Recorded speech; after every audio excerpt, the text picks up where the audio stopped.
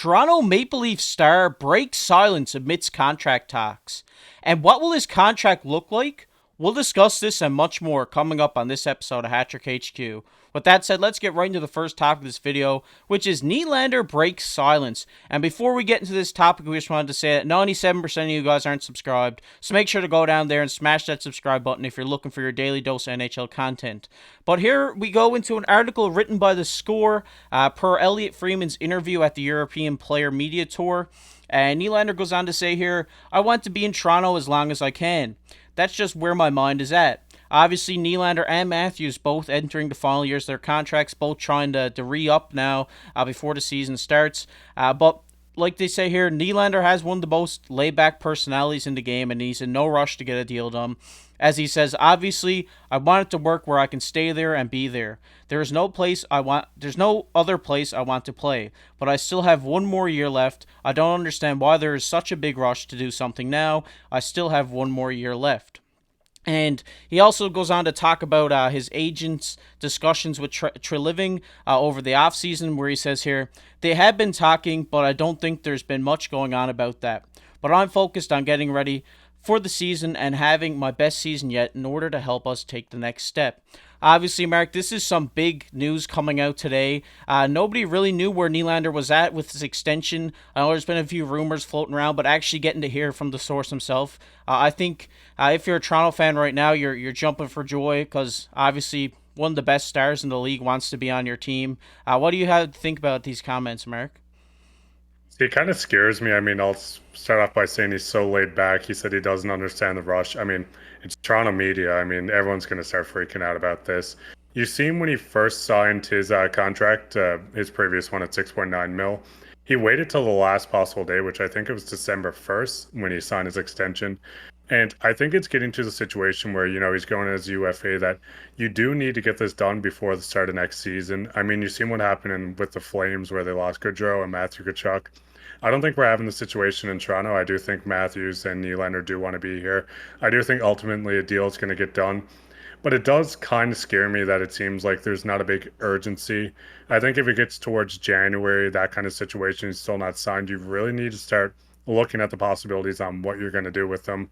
But in my opinion, I do think he's going to stay. I think he's going to be there for 8 years, and I can't wait to see him play for the Leafs for 8 more years.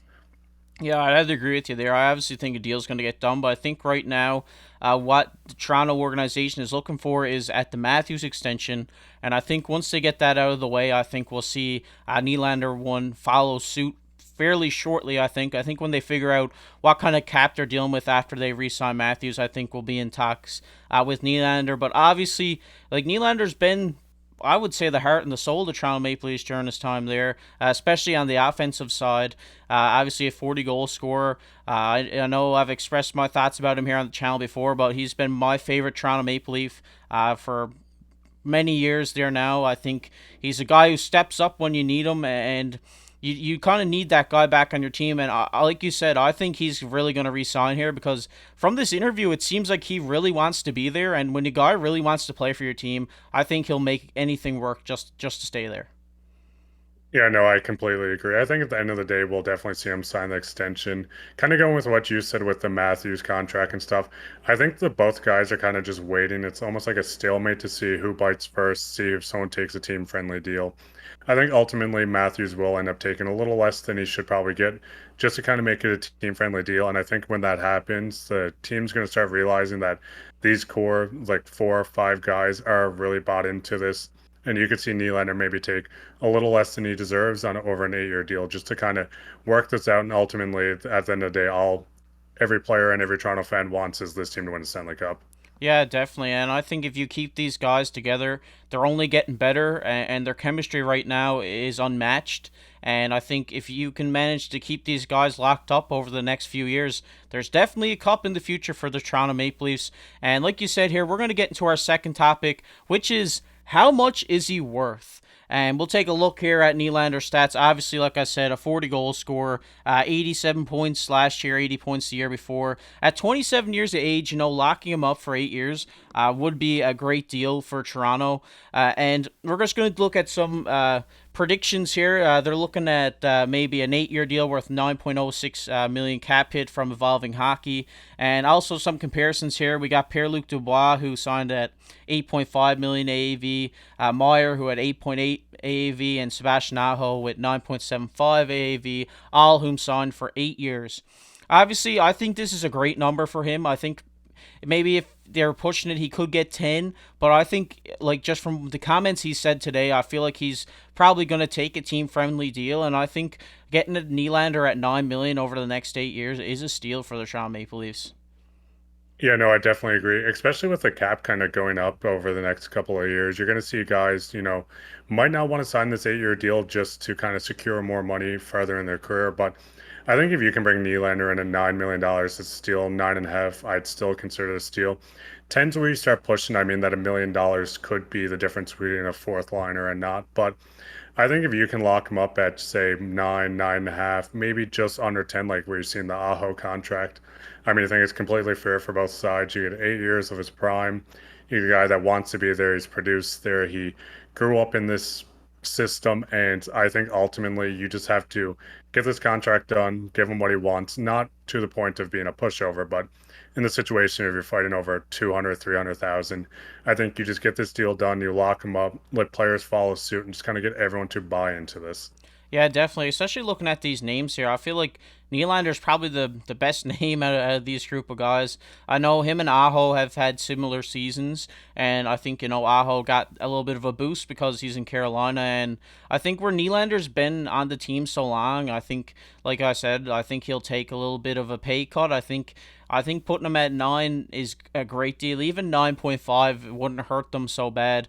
But I think it's a key to lock this guy up and definitely to lock up Matthews as well. And next year you got Marner coming up too. So you want to kind of have between these three guys, you kind of want to leave some room for Marner as well. What do you think, Mark?